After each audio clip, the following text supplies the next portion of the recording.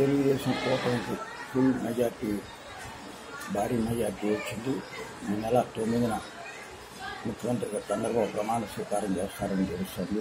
Pawan Kalyan deputy ముఖ్యమంత్రిగా తీసుకుంటారని కూడా సమాచారం అందుతుంది.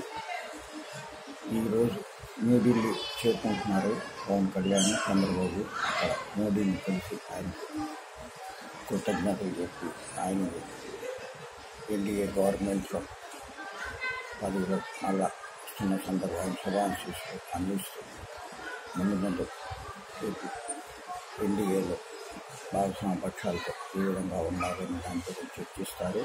ఈ ప్రమాణ స్వీకార కార్యక్రమం కూడా బీజేపీ పెద్దలను జరగటానికి ఈరోజు బయలుదేరి వెళ్తున్నారు. ఇలా ఏర్పాట్లు కూడా రాయపూర్ గ్రామం పరిసరాల ప్రాంతాల్లో ఏర్పాట్లు చేస్తున్నారు. ముఖ్యమంత్రిగా చంద్రబాబు 9వ తేదీన ప్రమాణ స్వీకారం చేస్తారు. వైఎస్ జగన్ కూడా ఉన్న 11 మంది ఎమ్మెల్యేలతో అసెంబ్లీలో మంచి